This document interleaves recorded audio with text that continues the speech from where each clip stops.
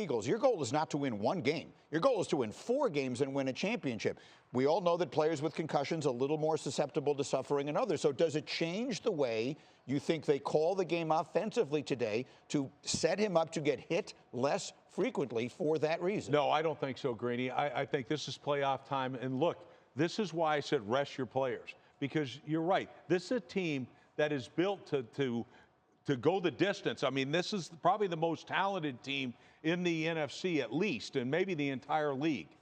But the quarterback has now had three weeks. All right? Could he have played? Could he have whatever? I don't know. But to me, the only way they're going to win is that quarterback run game. Because they're not good enough to just sit back and beat you and with Jalen Hurts from the pocket and things like that. They're not.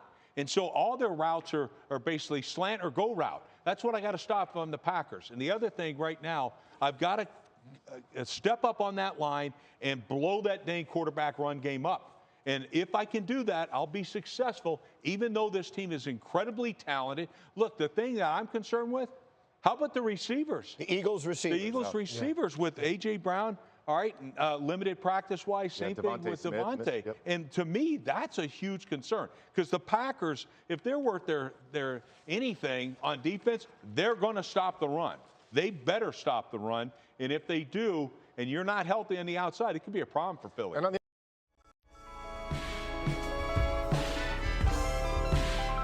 Let me talk my shit again. This is the Talk My Shit Again podcast. I'm your humbly hostile host, Cassius Cliff. Before we get into this video and absolutely reminding that Rex Ryan, not only is he an embarrassment to his own father, who was Buddy Ryan, former Eagles coach, just letting him know that you don't know what the hell you're talking about. Before we get into that part, please like, share, subscribe as well as comment. It goes a long way. Thank you in advance. But first and foremost, looking at the injury report, as we do every week, not only is everybody that's supposed to be out there in terms of the starters on offense and defense, A.J. Brown as well as Devontae Smith, though they had days of rest where they actually could have practiced, but being precautionary, being safe, they got their days of rest, and those guys are presumed and assumed to be out there tomorrow at the link at 4:30. So that's the first thing that Rex Ryan said that was asinine and really baseless. Because I really feel like when it comes to these people, the power they have is one thing, but you guys do this as a profession. I do this, I do it for the love of it. I love this team. I ride for this team. Been doing it for years. Decided to jump out there and make this podcast. Again, appreciate y'all support for that. But when it comes down to these guys and saying things that just make no sense or are baseless, I mean, if you saw the bottom of that screen where Rex Ryan was talking, they're talking about numbers of the QBR number outside of the pocket.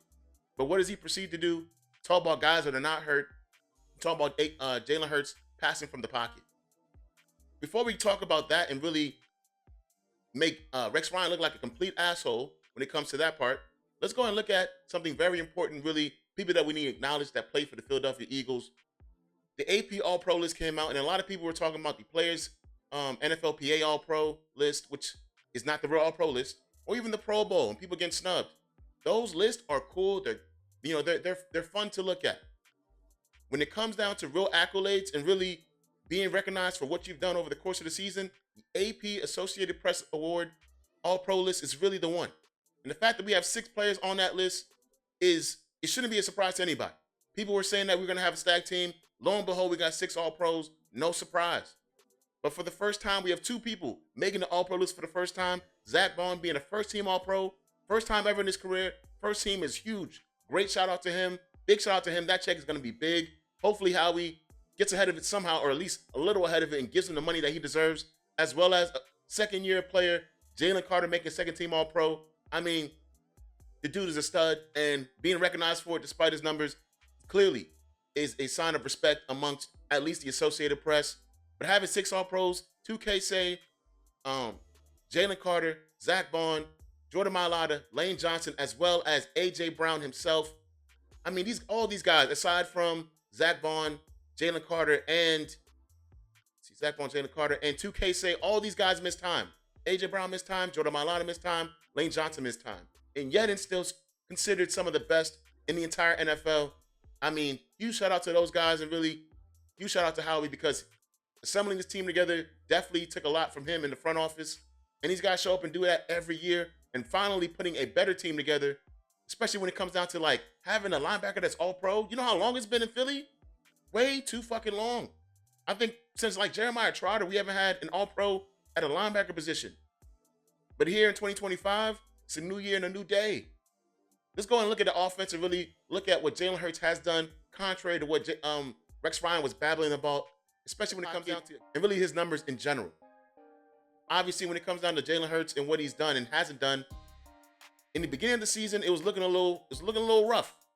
I mean, starting off the season with 3 interceptions, where he had his highest turnover rate and really turnovers over the course of a season last year, and starting off this year with 3 turnovers, did not feel good, did not look good.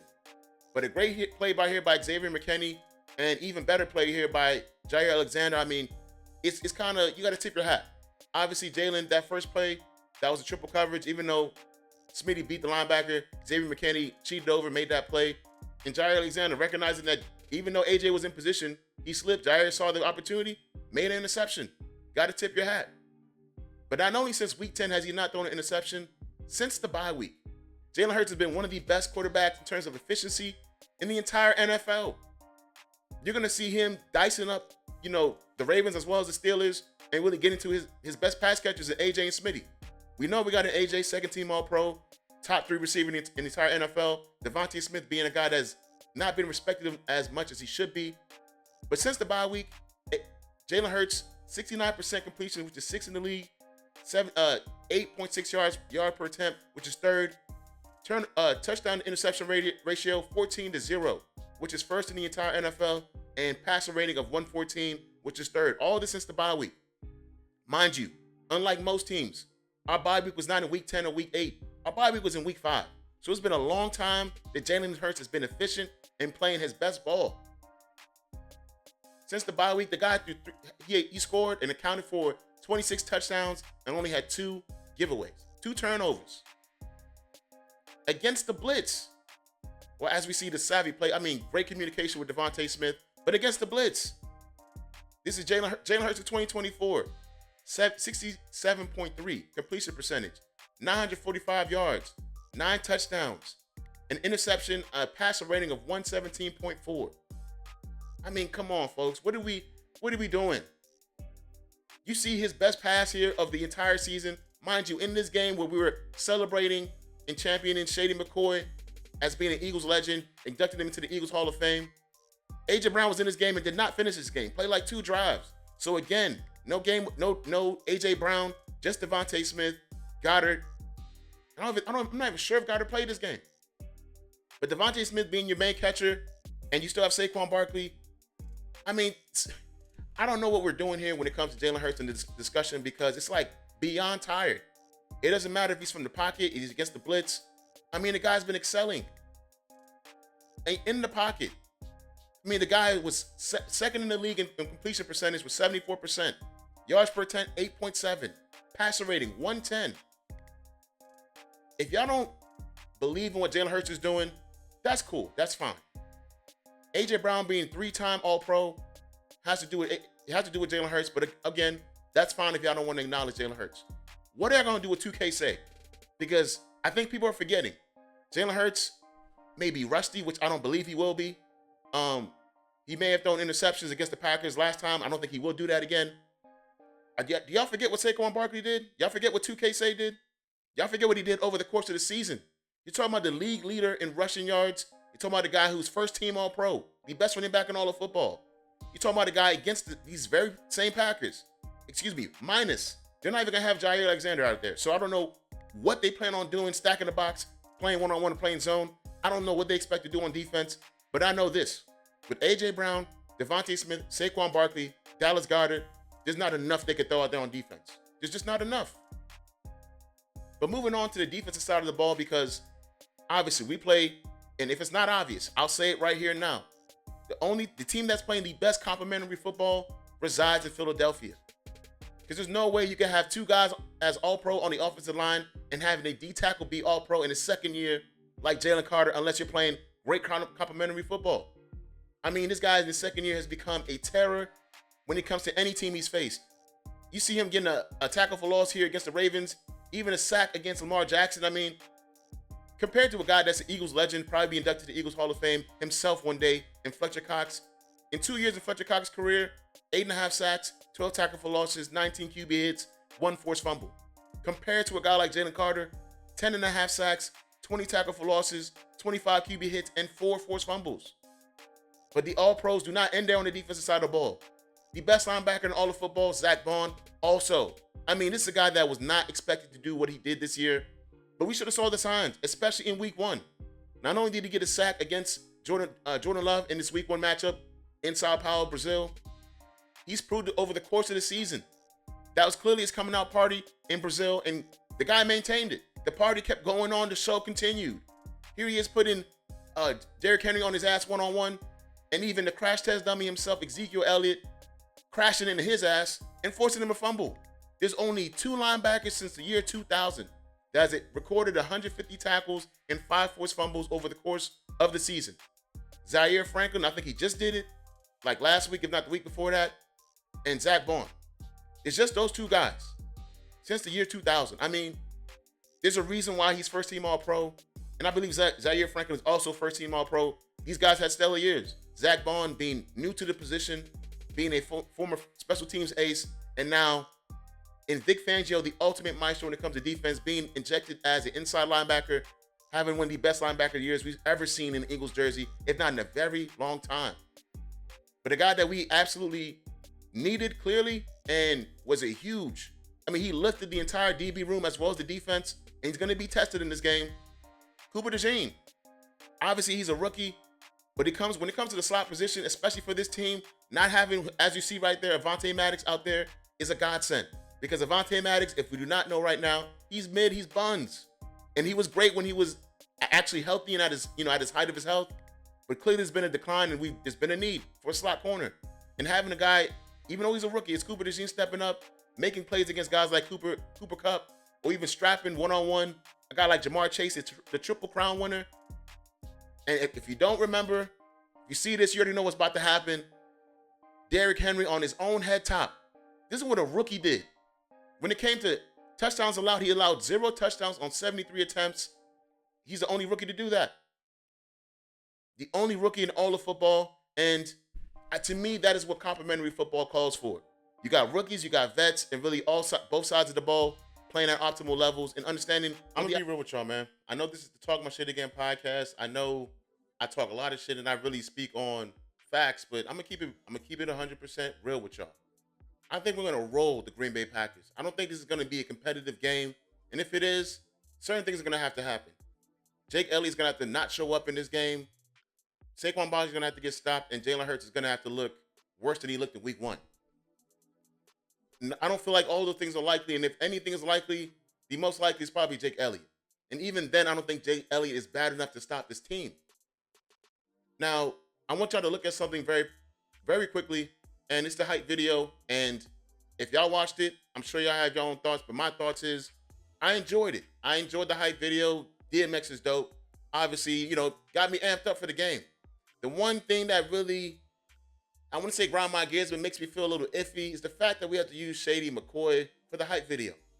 Shady McCoy did get inducted to the Eagles Hall of Fame early this season. Definitely an Eagles legend, one of my favorite running backs of all time, no matter what the team is. Especially given the fact he's an Eagle, like he's my favorite Eagles running back. I'm not even gonna lie about that. But Shady, as the analyst, as the guy who's on TV talking about sports, he got me feeling some kind of way. He got me feeling like Joel Embiid right here. Because, yes, you talk about the Eagles in a great light, you champion us, but the way that he's kind of iffy on Jalen Hurts is one thing.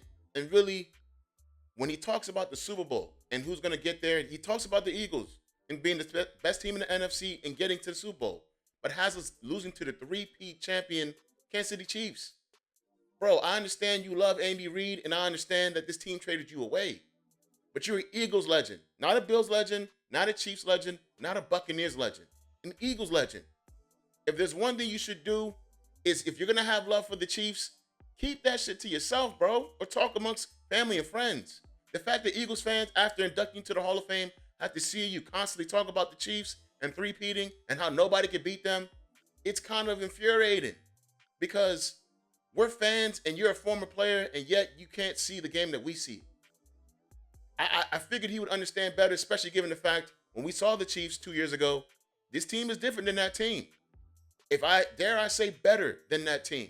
I understand we almost broke the sack record, but we didn't have the league's leading rusher.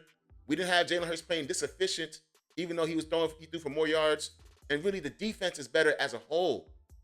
A first-team All-Pro linebacker, a Pro Bowl, All-Pro defensive tackle in his second year, first year for a linebacker, his first time being a first-team All-Pro. I mean, come on, bro. The defense is world levels better, and the offense is better purely based off Saquon Barkley. How are we not able to compete with the Chiefs? I don't know how y'all feel, but it feels a little dirty if you ask me. But ultimately, how I feel about this game, 31-17, if not 14, Philly. Convincing, blowout, belt to ass, whatever you want to call it. I don't think these guys are on our level. We're going to prove that very soon in less than 24 hours. With that being said, this is the Talk My Shit Again podcast. I'm your way hostile to humble host, Cassius Cliff. I'll be seeing y'all very soon. Enjoy Wild Card Weekend. Peace.